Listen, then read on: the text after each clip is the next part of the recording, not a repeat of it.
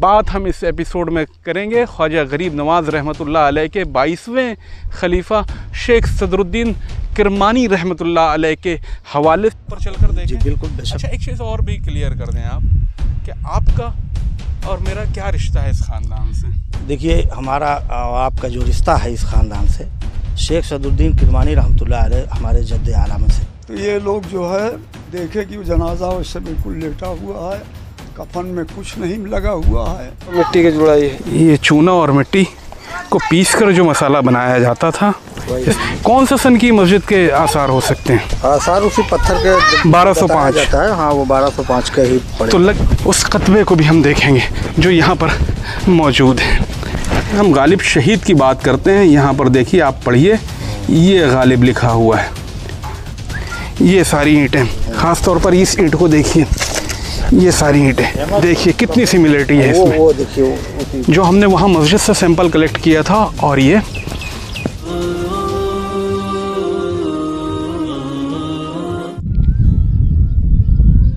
अस्सलाम वालेकुम, आदाब दोस्तों, मैं डॉक्टर रज़ीउद्दीन सिद्दीकी। खोज इंडिया में आपका बहुत बहुत इस्तकबाल है, स्वागत है, हार्दिक स्वागत है। दिल की गहराइयों से खैर मकदम है। उत्तर प्रदेश का नाम सुना है आपने? ज़रूर सुना होगा। हिंदुस्तान की बड़ी रियासत है। उसके इलाके अवध के ज़िले प्रतापगढ़ में हम मौजूद हैं, एक ऐसी झील के किनारे जिसे लपकन की झील के नाम से जाना जाता है। आप देखते हैं ये हरे भरे मैदान दूर तक जो नज़र आते हैं। कैमरामैन को कहूँगा कि दिखाए, कैमरे की नज़रों से देखिए, ये दूर तक जो हरे भरे मैदान दिखाई देते हैं, एक हरे भरे चरागाह के रूप में जो दिखाई दे रहे हैं, दरअसल ये एक झील है जो गर्मियों की वजह से सूख चुकी है, जिसे लपकन की झील कहते हैं। और इस सारे इलाके को शेखुपुर के नाम से जाना जाता है। बात हम शेखुपुर के हवाले से करेंगे इस एपिसोड में। बात हम इस एपिसोड में करेंगे ख्वाजा गरीब नवाज़ रहमतुल्लाह अलैह के 22वें खलीफा शेख सदरुद्दीन किरमानी रहमतुल्लाह अलैह के हवाले से करेंगे। आप सोच रहे होंगे कि हम यहाँ पर आखिर क्यों हैं, हम क्यों ये बातें यहाँ से कर रहे हैं, ख्वाजा गरीब नवाज़ के खलीफा की बात यहाँ से क्यों? जैसा कि आपको पता है कि तारीख़ में ये बात बहुत नुमाया है कि हमेशा सभ्यताएं, हिंदी में कहिए, तहज़ीब कहिए, वो पानी के किनारे ही आबाद होती आई हैं। हमें बताया गया है कि शेख सदरुद्दीन किरमानी रहमतुल्लाह अलैह किसी ज़माने में इस झील के किनारे आकर आबाद हुए थे। बहुत ज़्यादा बात करने के लिए इस हवाले से मेरे साथ जनाब दिलगीर अहमद सिद्दीकी साहब हैं, जो इस इलाके के रहने वाले हैं। उनका गांव यहाँ से करीब ही है, मुआराधारगंज। दरअसल मुआराधारगंज, शाहपुर और शेखुपुर, इन तीनों गांवों में एक ताल्लुक़ है। उस ताल्लुक़ के भी हवाले से हम बात करेंगे। शेख सदरुद्दीन रहमतुल्लाह अलैह के हवाले से भी बात करेंगे, उनके खानवादे के हवाले से भी बात करेंगे। दिलगीर अहमद सिद्दीकी साहब से, जो अधिवक्ता भी हैं, लॉयर भी हैं और ज़िला पंचायत सदस्य भी रह चुके हैं इस सारे इलाके के। ये सारा इलाका उनके क्षेत्र में ही आता था। बहुत बहुत इस्तकबाल है दिलगीर मामू, हमारे ख़ानदानी तौर पे मामू हैं ये। मामू से हम बात करेंगे। मामू कह रहे हैं छाँव में ही आ जाएं आप, धूप बहुत ज़्यादा है, 44 डिग्री टेम्परेचर है इस वक्त। अस्सलाम वालेकुम। वालेकुम अस्सलाम। खोज इंडिया में आपका बहुत बहुत इस्तकबाल है, स्वागत है, हार्दिक स्वागत है। हम इस वक्त मौजूद हैं शेखुपुर में। तो तारीख़ की किताबों में तो हमको बहुत कुछ हवाले नहीं मिलते हैं, लेकिन जैसे रिवायत कहते हैं या कि उदंतियाँ कहते हैं, उसके हवाले से आप बताइए इस सारे इलाके के हवाले से। देखिए, जिस मौजू पर आप बात करना चाहते हैं और इंशाअल्लाह जितनी जानकारी है उसके हवाले से मैं आपको बताना चाहता हूं कि जैसा कि आपने कहा कि तारीख़ में इन चीज़ों का जिक्र बहुत कम मिलता है और यकीनन अनरिटन हमारे पास इसके सबूत बहुत कम है। लेकिन एक तारीख़ी हवाले से आपको बताना चाहता हूं कि ये मौजा शेखुपुर के नाम से जाना जाता है जी। और इसी के बगल में 1 किलोमीटर पर लगा हुआ गांव शाहपुर है और उसके बाद जो है 1 किलोमीटर के बाद मुआराधारगंज है जी।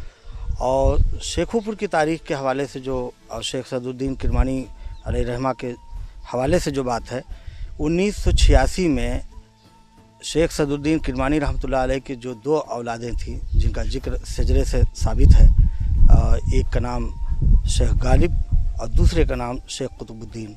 उम्र में शेख कुतुबुद्दीन बड़े हैं, ऐसा कहा जाता है। शेख गालिब उनके छोटे भाई हैं। मुझे आपने जो एक शजरे की कॉपी दिखाई थी, वो शजरे की कॉपी मैं चाहूँगा एडिटर ज़मीर से कहूँगा कि स्क्रीन के ऊपर उस कॉपी को ले आए। इस शजरे के हवाले से अगर हम गौर करें तो इनके नामों के आगे शाह लिखा हुआ दिखाई देता है। बात यह है कि लोगों के नाम के आगे जो है शाह भी लिखा जाता है, शेख भी लिखा जाता है। तो कहीं कहीं उनके नाम के आगे शाह भी लिखा गया है, शजरे में शाह ही लिखा हुआ है।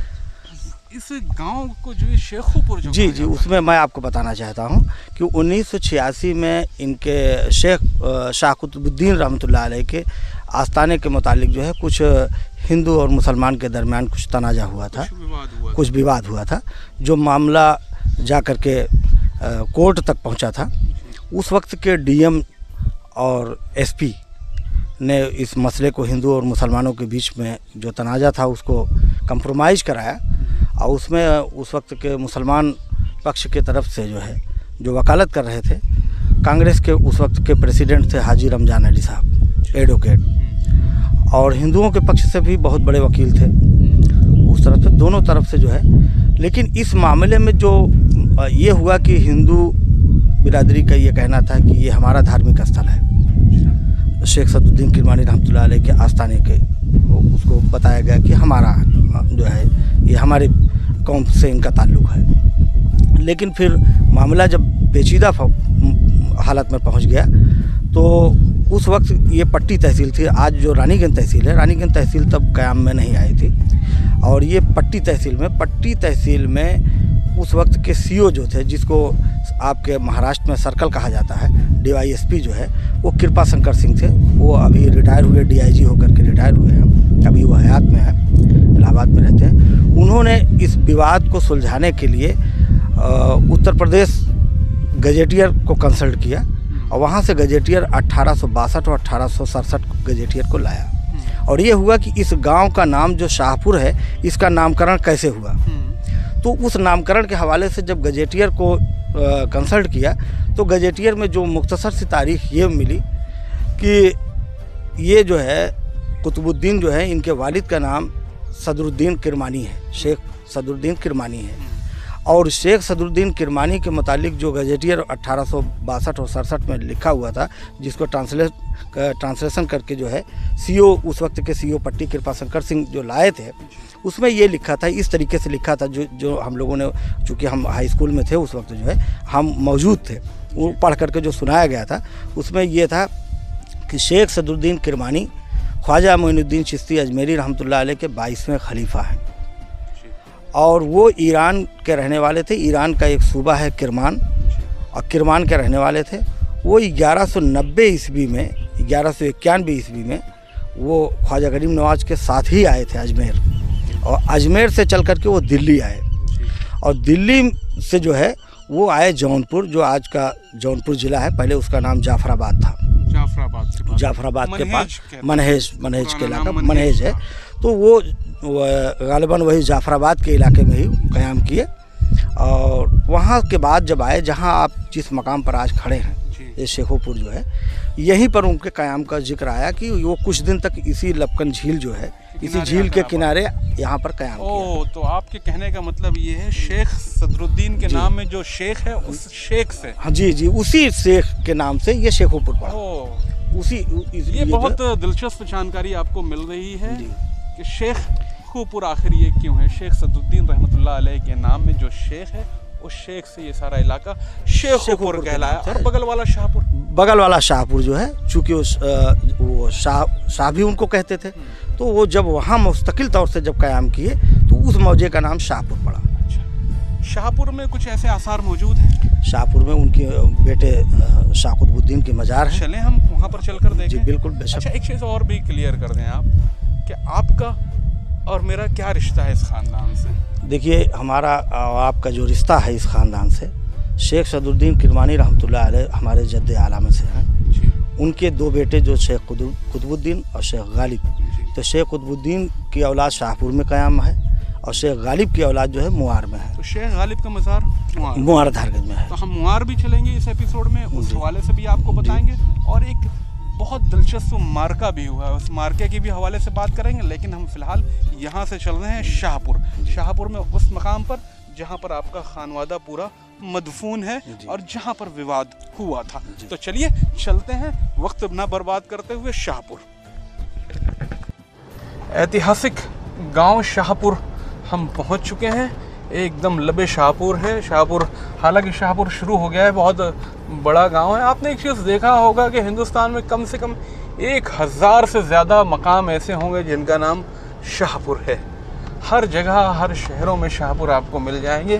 प्रतापगढ़ ज़िले का ये ऐतिहासिक शाहपुर अपने आप में बहुत अहमियत रखता है, क्योंकि गज़ेटियर 1800, जैसा कि अभी दलगीर मामू बता रहे थे, 1862 और 1867 का जो ब्रिटिश गज़ेटियर है उसमें भी इस गांव के हवाले से ज़िक्र मिलता है कि इस गांव का नाम शाहपुर शेख सदरुद्दीन रहमतुल्लाह अलैह के बेटे शेख शाह कुतुब के नाम पर पड़ा था। तो हम अब शाहपुर पहुंच चुके हैं। हम बढ़ रहे हैं उस ओर जहां पर उनका मदफन है, आखिरी आराम गाह है, शहादत के बाद जहां आपको दफन किया गया था। ये देखिए, ये शाहपुर यहाँ से शुरू हो गया है। कैमरामैन को कहूँगा कि सामने जो मस्जिद, खूबसूरत सी मस्जिद दिखाई दे रही है, अवधी स्टाइल की मस्जिद, 3 गुंबद 2 मीनार देखिए सामने दिखाई दे रहे हैं। आगे आने वाले एपिसोड में इस मस्जिद के हवाले से भी हम बात करेंगे। ये हमारे सीधे हाथ की तरफ एक हवेली दिखाई देती है, लाल हवेली, लाल ईंटों की, इसके हवाले से भी बात करेंगे आने वाले एपिसोड में।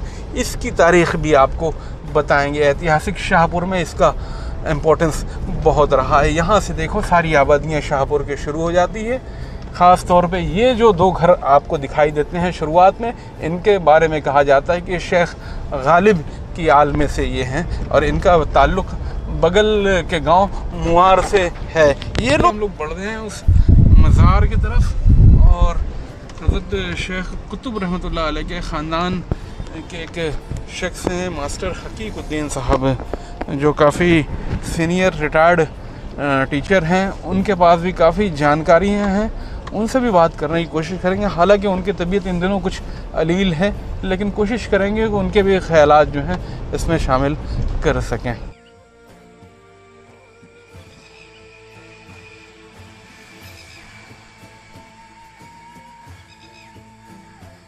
ये देखिए, हम पहुंच चुके हैं उस मकाम पर जिसके हवाले से कहा जाता है कि शाह कुतुब रहमतुल्लाह अलैह का मज़ार है। आप शेख सदरुद्दीन किरमानी रहमतुल्लाह अलैह के बड़े बेटे हैं, जो हज़रत ख्वाजा गरीब नवाज़ रहमतुल्लाह अलैह के 22वें खलीफा थे। हज़रत शेख सदरुद्दीन रहमतुल्लाह अलैह किरमान से जो आए थे, उनके बड़े बेटे शाह कुतुब का मज़ार शाहपुर, ज़िला प्रतापगढ़, तहसील रानीगंज में मौजूद है। आइए ज़ियारत करवाते हैं।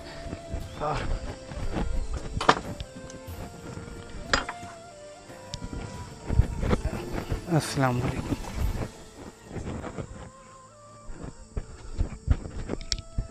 ये देखिए सामने ही देखिए कतबा लगा हुआ है शाह कुतुबुद्दीन साहब का मज़ार। उसके अलावा एक मज़ार यहाँ पर और दिखाई देता है। तो क्या ये वही जगह है जिसकी जिसका जिक्र कर रहे थे कि आप शाह? यहीं पर आपकी शहादत हुई है। अच्छा, आपने भी जामे शहादत? जी जी, ऐसा कहा जाता है कि शहीद आप ही हुए हैं जी, शाह कुतुबुद्दीन साहब। और ये उन्हीं के खानवादे की 2 कब्रें हैं। एक तो शायद उनके बेटे की हो या जिसकी भी हो, जी, सही जानकारी चूँकि कतबा तो है नहीं। और ये शाह कुतुबुद्दीन साहब के, और ये पूरा गंज शहीदा का इलाका है। अच्छा, ये सारा गंज शहीदा है। सब जगह शहीदों की कब्रें नज़र आती हैं, आसार मिलते हैं उनके कब्रों के आसार मिलते हैं। तो ये आपके हिसाब से किस सन की बात रही होगी? ये वही है 1205 ईस्वी। 1205 कुतुबुद्दीन ऐबक का दौर था। जिस दौर अल्तमश का जो दौर था, उस दौर की, मतलब गुलामान हिंद की हुकूमत जिसे कहा जाता है, गुलाम वंश का राज, उस ज़माने की ये बात है।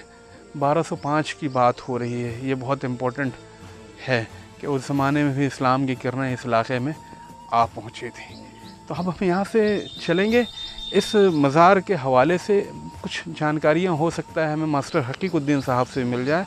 हम चलकर उनसे भी कुछ बात करेंगे और देखते हैं पीछे गंज शहीदा के क्या हालात हैं, कुछ वहाँ भी शायद हमें आसार दिखाई दें। चलिए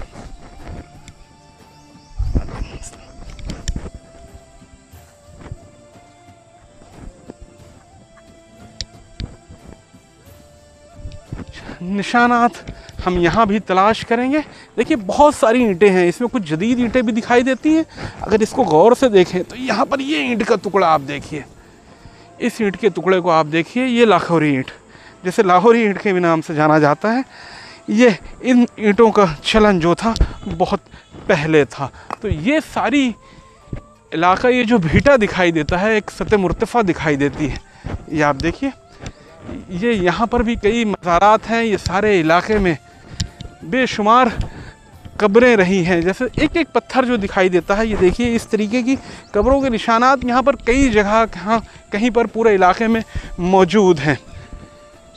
क्योंकि इसके बारे में, इस भीटे के बारे में कहा जाता है, इन सारे इलाकों के बारे में कहा जाता है कि ये एक गंज शहीदा है, शहीदों का कब्रिस्तान है। तो चलिए मास्टर हकीक साहब से बात करते हैं इस हवाले से।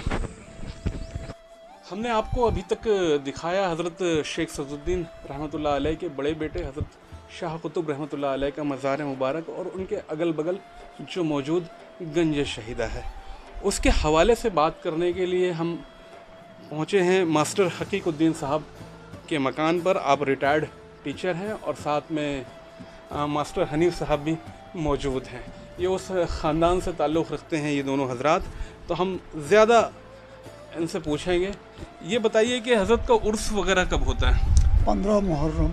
15 मुहर्रम को आप लोग उर्स करते हैं। तो उर्स में किस तरीके के प्रोग्राम होते हैं? उर्स में कव्वाली का प्रोग्राम, चादर पोशी जी, लंगर जी, और सबसे ज़्यादा ख़ास उसमें कव्वाली और लंगर। अच्छा, ज़ायरीन आते हैं वहाँ पर? अभी हम लोग गए थे, बहुत कम लोग वहाँ पर कोई। और ज़ायरीन देखना है तो जुमेरात को देखिए। अच्छा, बेशुमार ज़ायरीन, बेशुमार जुमेरात।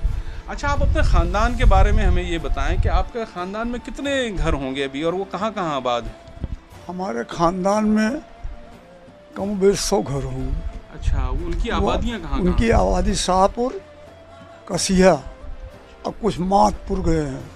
मातपुर ये मऊ के मऊआ में करीब। इसके पहले हमने आपको एपिसोड में मऊ की तारीख बताई है। तो मऊ के बगल में ज़िला इलाहाबाद में वो इलाके लगते हैं। कह रहे हैं कि ख़ानदान के लोग वहाँ भी जाकर आबाद हुए, एक ख़ानदान गया। आपने अपने बुज़ुर्गों से क्या सुना है इस मज़ार के हवाले से? मज़ार के हवाले से हमारे जो सबसे बुज़ुर्ग थे, पहले मैं बता देना चाहता हूँ कि हमारे बड़े बाबा जो थे, बड़े दादा जी 110 साल के हो के ख़त्म हुए। अच्छा, 1970 में ख़त्म हुए जी। तो उनसे जो कुछ मालूम हुआ है, वो बताते थे कि हम लोग शाम को गए हैं तो वहाँ कुछ नहीं था, बिल्कुल प्लेन ज़मीन, भीटा ऊंचा है ना जी, यही मौजूद था।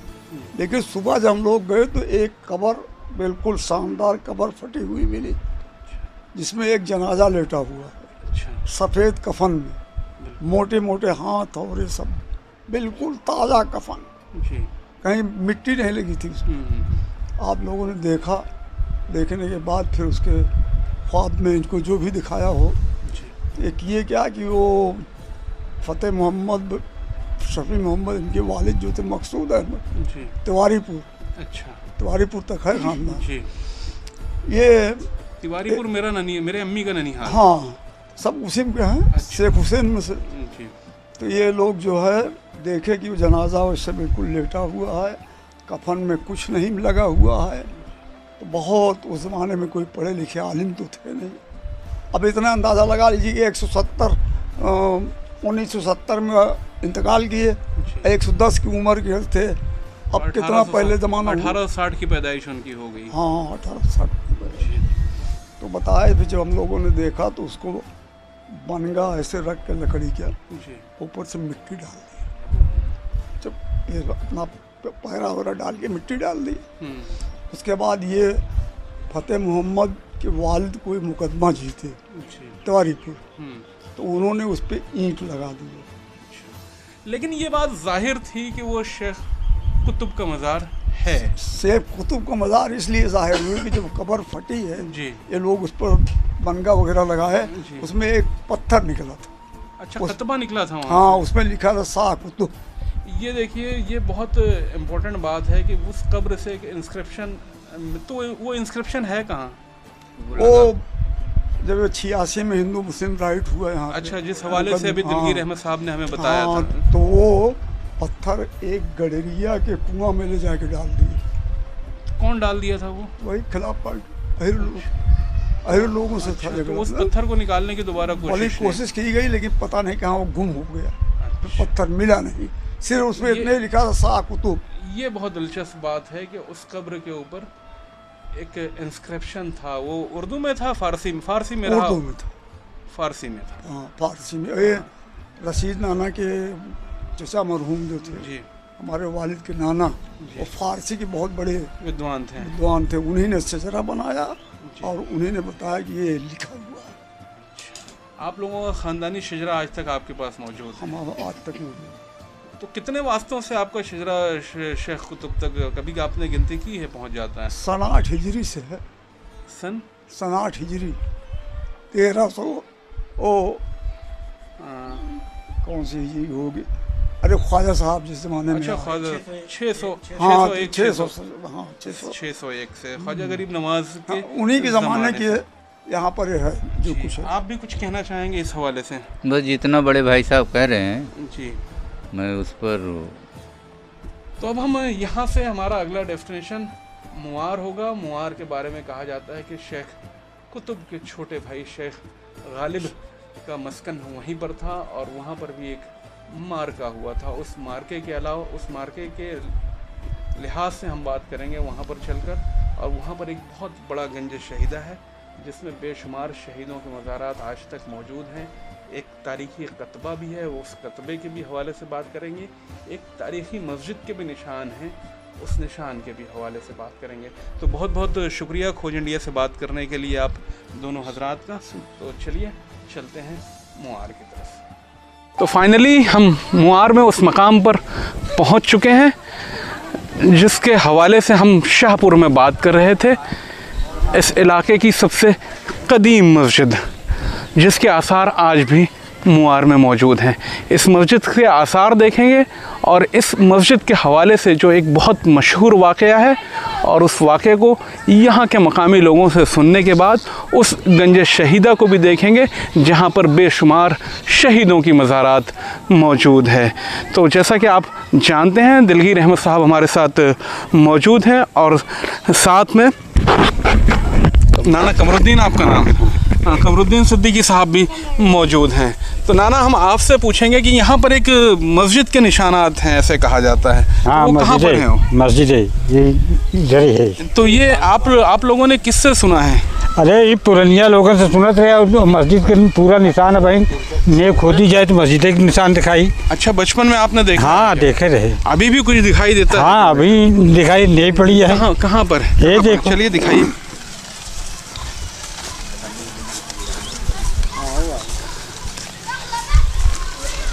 ये यहाँ से? ये देखिए। अच्छा अच्छा, ये जो है निशान,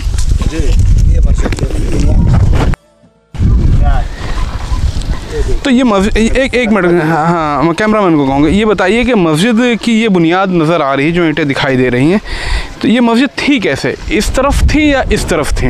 इस तरफ, पूरब की तरफ। तो ये जो दीवार है, ये दीवार मेहराब वाली दीवार है? ये है सामने, हाँ, मेहराब, जिसमें मेंबर व मेहराब होता था। हाँ, जिसमें इमाम जो है खड़ा होता है। तो आप लोगों ने जब अपने बचपन में इसकी बुनियाद देखी है, तो ये कितनी चौड़ी रही होगी इस तरीके से? एक अंदाज से बताइए। अंदाज तो सिर्फ यही एक नहीं देखा था जब से होश संभाले। अच्छा। हाँ, इधर वाली नहीं देख पाए। अच्छा, लेकिन ये बुज़ुर्गों से आपने सुना है कि ये मस्जिद के आसार हैं। तो यहाँ पर देखिए, हम देखेंगे इसको, यहाँ कुछ ब्रिक्स आज भी नज़र आती हैं। हालांकि इसको अभी हमने कुछ देर पहले निकालने की कोशिश की थी। ये देखिए, ये ब्रिक्स जो आपको दिखाई दे रही है, इस तरीके की ब्रिक्स यहाँ पर बहुत दिखाई देंगी। आगे चलकर हम हमको दिखाएंगे, और इस ब्रिक्स को हम एक सैंपल के तौर पे यहाँ से कलेक्ट भी कर रहे हैं। उसके अलावा कुछ है क्या, ऐसी कोई चीज़ है क्या जिससे हम खोद कर देख सकें?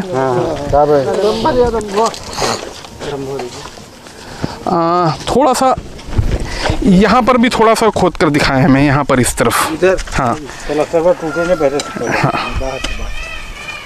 नहीं है ना, नहीं, अच्छा नहीं। और ये इस तरफ लगभग 2 फीट, कहने का मतलब ये लगभग 2 फीट चौड़ी रही होगी ये दीवारें। हाँ, ये दो लगभग, ये देख लो, ये कितना इस तरीके की हम कहेंगे तो 1 2 3 4 ईंटें, इस तरीके की 4 ईंटें रख दें आप तो ये हो जाएगा इसकी। ये थोड़ा सा मसाला मुझे आप यहाँ से निकाल कर दिखाइए, थोड़ा सा। हाँ, हाथ हटाओ, थोड़ा सा, बस थोड़ा हाथ हटाओ, बस। हाँ,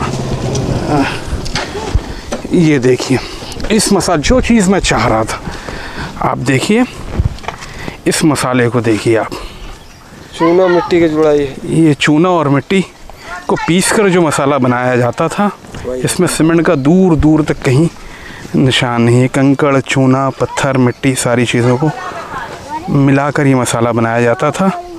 दिलगीर साहब से बात करेंगे इस हवाले से। कौन से सन की मस्जिद के आसार हो सकते हैं? आसार उसी पत्थर के 1205 जाता है। हाँ, वो 1205 का ही पड़े। तो लगभग 800 साल पुरानी बात है। ये मस्जिद के आसार जो आपको दिखाई देते हैं, ये ब्रिक्स आप देखिए 800 साल पुरानी है। इस मस्जिद के हवाले से एक वाक़या बहुत मशहूर है जो यहाँ के लोग कहते हैं। वो क्या वाक़या था? अब बुज़ुर्गों के ज़रिए तो यही पता चला है कि ये ईद के दिन जो है राजा बनारस की फ़ौज ने यहाँ पर हमला किया था, जिसमें ये मस्जिद शहीद हुई थी और तमाम इसमें नमाजी जो उस वक्त मुसलमान थे सब शहीद हुए थे। तो वो क्या ऐसा, उसका पस मंज़र क्या था? पस मंज़र ये था कि कोई तांत्रिक, कोई जादूगर था जी, और जो अपनी धोती को बताते हैं कि आसमान में उड़ा देता था, उसके साए के नीचे चलता था। अच्छा। और ये बात अफवाह जब फैली बहुत दूर तक तो लोग उससे जो है गुमराह हो रहे थे। तो उसी गुमराहियत में कुछ यहाँ के जो उस वक्त के मुकामी मुसलमान थे और उससे कुछ जंग हुई, कुछ तनाजा हुआ। और वो बताते हैं ऐसा कि अब उसका कोई ऑथेंटिक प्रूफ नहीं है अनरिटन जो है, लेकिन ज़बानी तौर पे जो पुराने ज़माने से बताया जाता था वो शायद महाराजा बनारस का शाही तांत्रिक था। अच्छा। तो जब ये खबर हुई कि उसके साथ नाजेबा हरकत हुई है तो महाराजा बनारस ने जो है हमला करके, ऐसा कहा जाता है कि हमला करके ईद के दिन जो है हमला किया और मस्जिद भी उसी में शहीद हुई और तमाम लोग शहीद हुए। और ये गंज शहीदा में जो कब्रें हैं उसी ज़माने की है और ये ईंट और उस ईंट में काफ़ी जो है। तो हम इसको वहाँ लेकर चल रहे हैं, वहाँ भी कंपेयर करेंगे। बिल्कुल कंपेयर कीजिए, एक ही ईंट है, वहाँ भी कंपेयर करेंगे। तो ये सारे शोहदा जो थे उन शोहदाओं की कब्रें हैं वहाँ पर, कब्रें हैं। शाह मोहम्मद गालिब रहमतुल्लाह अलैह, वो उन्हीं के ख़ानदान की और उसी ज़माने में जो शहीद हुए थे सारे लोगों के है। और ये कब्रिस्तान का सिलसिला जो है वो शाहपुर तक जाता है। तो इसकी अराजी कितनी होगी? इसकी अराजी कम से कम जो है समझ लीजिए अब शाहपुर से लेकर के बीच में रास्ता रुका हुआ है, ब्रेक हुआ है, लेकिन कहाँ कहाँ कब्रें हैं इसकी कोई जानकारी नहीं है। अच्छा। लेकिन ये तो कम से कम 6-7 बीघे। तो इस कब्रिस्तान को क्या कहते हैं? गंज शहीदा के नाम से ही गंज शहीदा। गंज शहीदा जो फारसी का शब्द है। देखिए गंज शहीदा जगह होता है, शहीदा का माने शहीदों की जगह। गंज शहीदा आपको बरार में भी जगह जगह दिखाई दिए हैं। हमने इसके पहले भी कई एपिसोड में आपको कई गंज शहीदा दिखाए हैं। इस मुआर की धरती पर भी ऐसा कुछ कहा जाता है कि इस मुआर का कुछ पुराना नाम भी था। लोग बताते हैं कि इसका पुराना नाम इस्लामाबाद था। अच्छा। इसी जंग के बाद जो है अच्छा इसका नाम मुआर हुआ। तो इसके ऊपर अवधी जबान में चूंकि मुआर को कहा जाता है मरा हुआ। अच्छा। तो सारे लोग शहीद हो गए, मर गए, तो वो उसी ज़माने में इसका नाम तरतीब हुआ मुआर।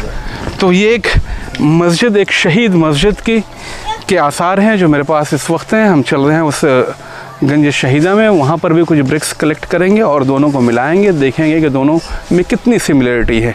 तो चले आप दिखाएंगे वो गंज शहीदा कहाँ। चलिए हम उस मकाम पर पहुँच चुके हैं जिसे इस गांव मुआर का दिल कहा जाता है। ये गंज शहीदा है। ये एक 4 दीवारी आपके पास दिखाई दे रही है, उसके अलावा एक जदीद 4 दीवारी और दिखाई देती है जिसका मौजूदा वक्त में काम शुरू है। ये एक हदबंदी करने की कोशिश है इस गंज शहीदा को। हालांकि गंज शहीदा का रकबा जो है इसके बाहर बहुत दूर तक है।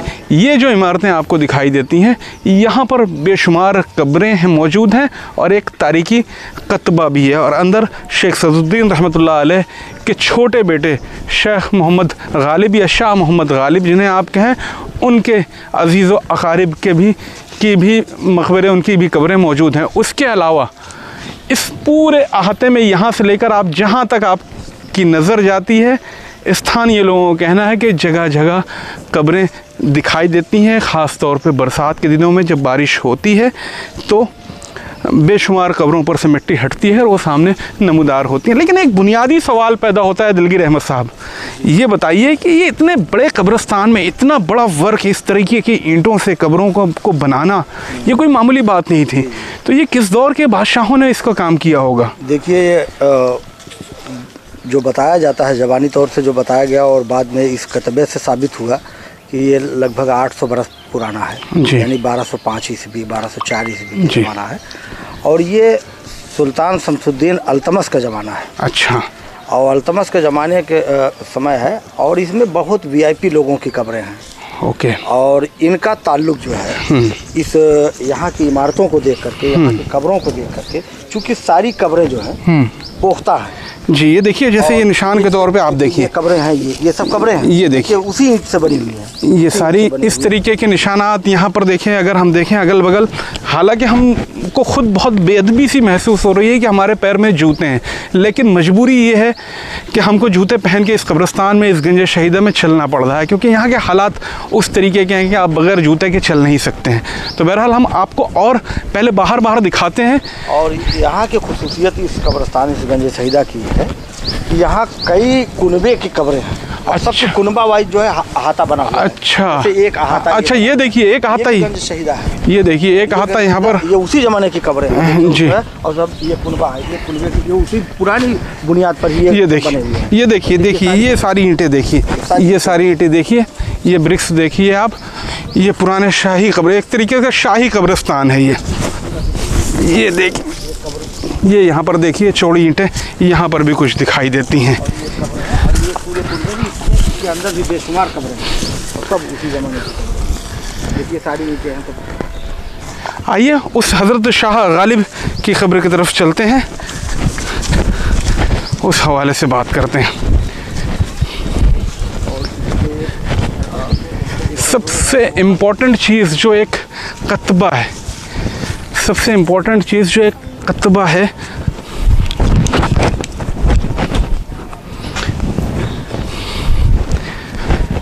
उस कतबे को भी हम देखेंगे जो यहाँ पर मौजूद है। आइए, ये देखिए यहाँ पर बेशुमार मज़ारात हैं।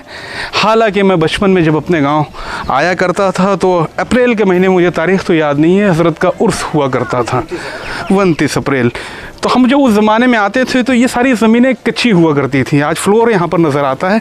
अच्छा, ये इतनी सारी कब्रें हैं, इसमें आप लोग कैसे पहचान, कोई कतबा भी नहीं है कि शेख मोहम्मद गालिब की कब्र कौन सी? बहुत दिलचस्प बात आपने कहा। शेख सदुद्दीन के बेटे। इसी से ये बात पुख्ता होती है कि ये हज़रत सैयदना गालिब शहीद रहमतुल्लाह अलैह की मज़ार यही है, इसलिए ये कब्र जो है ज़मीन के बराबर थी जी। ये सारी कब्रें भी ज़मीन के बराबर थी जी। और सभी कब्रों के बीच में ये कब्र थी। कोई कुतबा नहीं था, कोई पत्थर नहीं था, कोई लगा नहीं था इस पर, लेकिन लोग इसी कब्र को ही गालिब शहीद की कब्र मान करके लोग फातिहा पढ़ते थे।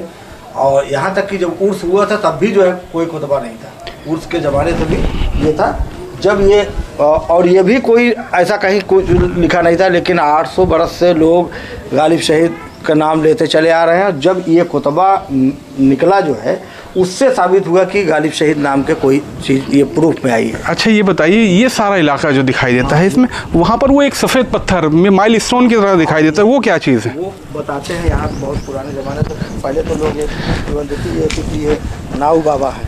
अच्छा। लेकिन अब जो ऐसा कुछ नहीं था। हाँ। और ये देखिए सारी कब्रें हैं उसी ज़माने में, बुनियाद बनी। एक मिनट कैमरामैन, इधर दिखाइए, इधर दिखाइए, इधर दिखाइए।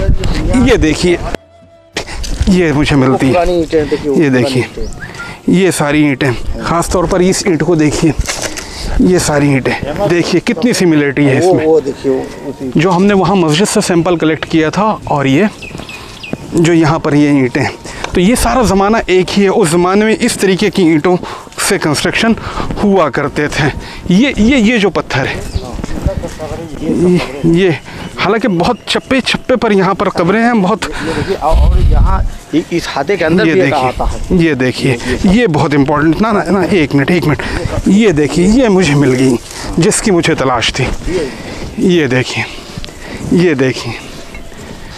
ये मस्जिद से हम ले आए और ये यहाँ की ईंट।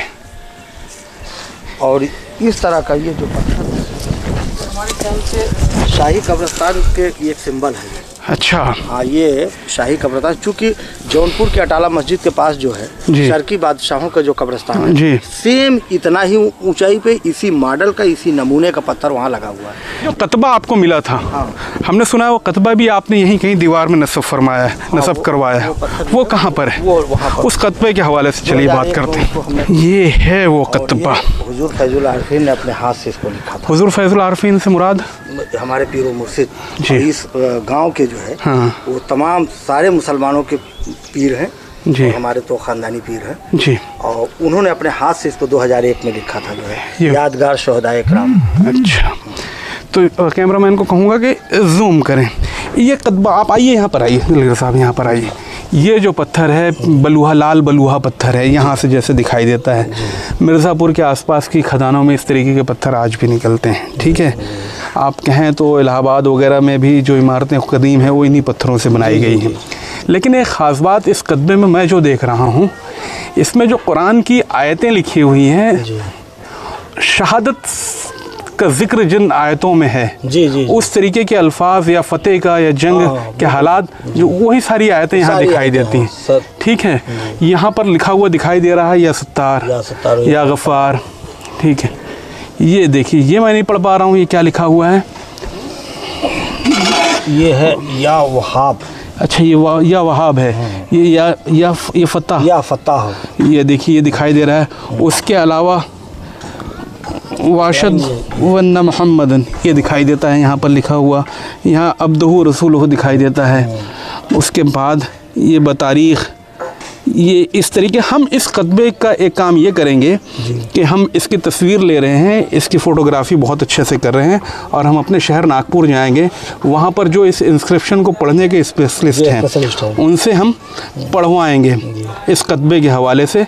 जैसे यहाँ पर देखिए, एक चीज़ मुझे जो दिखाई देती है, ये यहाँ पर ये मुस्लिम लिखा हुआ दिखाई देता है, ये मोमिन लिखा हुआ दिखाई देता है। ये जो आप गालिब कहते हैं वो लफ्ज़ यहाँ है, ये यहाँ पर है। ये कैमरामैन को कहूँगा ये दिखाइए। जिन हम गालिब शहीद की बात करते हैं, यहाँ पर देखिए, आप पढ़िए, ये गालिब लिखा हुआ है, आक़िबत दिख रहा है, बखैर दिखाई दिख रहा है।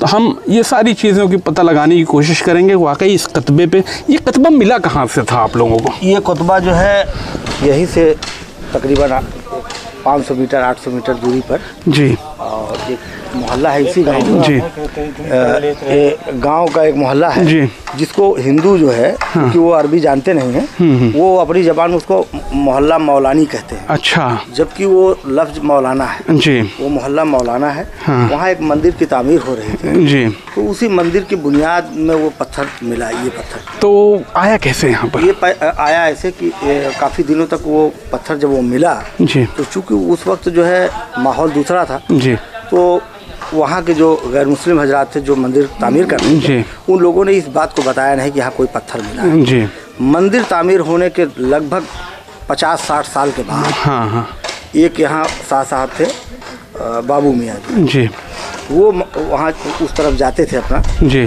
तो वो उनको देखने के बाद कहा कि भैया ये तुम्हारे मजहब का पत्थर है, इसमें तुम्हारे भाषा में जो है धार्मिक भाषा अरबी भाषा में कुछ लिखा हुआ है, मेरे काम का नहीं है, इसको लेते जाइए। जी।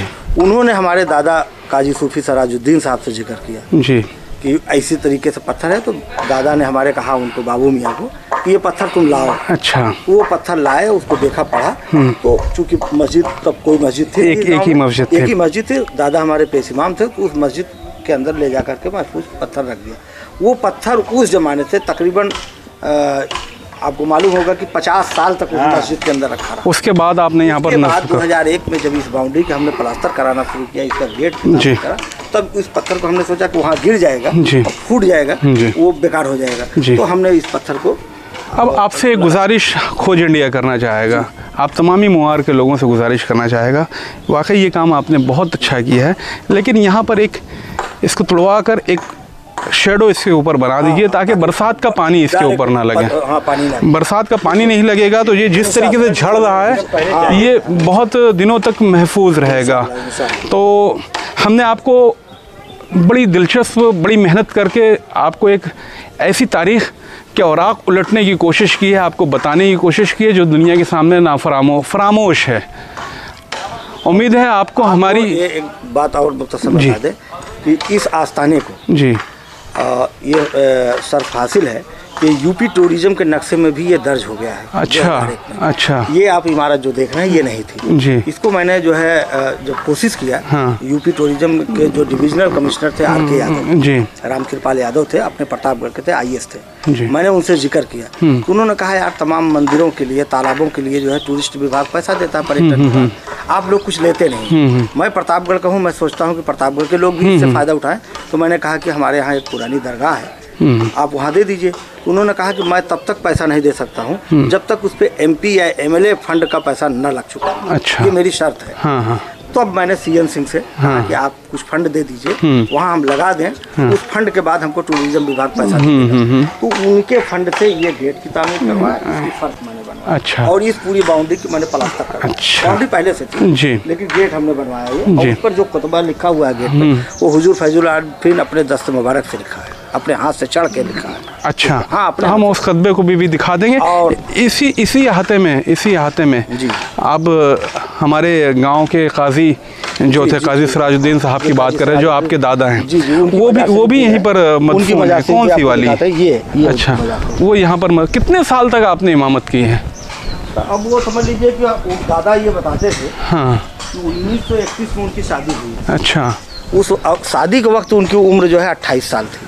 हमने सुना है कि हमारे नाना को भी इन्होंने ही पढ़ाया। हाँ बिल्कुल पढ़ाया, शादी के बाद पढ़ाया। हमारे नाना को बहुत शौक था पढ़ने का, वो उनके बहुत खास शागिर्दों में थे जी। और दादा की उम्र उस वक्त 28 साल थी जब उनकी शादी हुई जी, 1931 में जी। और वो 18 साल या 16 साल की उम्र से जो है इमामत किए और ताहयात 1988 में उनका इंतकाल हुआ। तब तक 1987 तक वो इमामत किए। बताइए, मतलब 50 साल से ज़्यादा आपने इमामत के फ़राइज़ अंजाम दिए। ये जो कब्र अनवर आपके सामने है, ये जो कब्र अनवर आपकी स्क्रीन के सामने है, ये जो दिखाई दे रही है काजी सिराजुद्दीन साहब की है। आइए बाहर का खतबा दिखा देते हैं आपको। बाहर का खतबा देखिए जो इस गेट पर लगाया गया है, जिसके मुतालिक ये कह रहे हैं कि हज़रत अल्लामा मौलाना ग़ुलाम आसी पिया के हाथ का लिखा हुआ खतबा है। आप देखिए 2001 में, ये देखिए, ये अपने हाथ से उन्होंने लिखा है। उन्होंने इसके ऊपर लिखा हुआ है, देखिए, बिस्मिल्लाहिर्रहमानिर्रहीम। हुजूर पुरनूर गालिब शहीद गंज शहीदान इस्लामाबाद गंज शहीदान इस्लाम अलैहिर्रहमान इस्लामाबाद मौज़ा-मुआर जिंदाबाद। ये देखिए, ये कतबे को देखिए। उम्मीद है आपको हमारा ये एपिसोड बहुत पसंद आया होगा। अगर पसंद आया होगा तो आप अपने ख़यालात का इजहार करें, हमारे चैनल को सब्सक्राइब करें, लाइक करें और अपने ख़यालात का इजहार ज़रूर करें। मिलते हैं अगले हफ्ते एक नए एपिसोड के साथ इंशाअल्लाह। तब तक के लिए अल्लाह हाफ़िज़।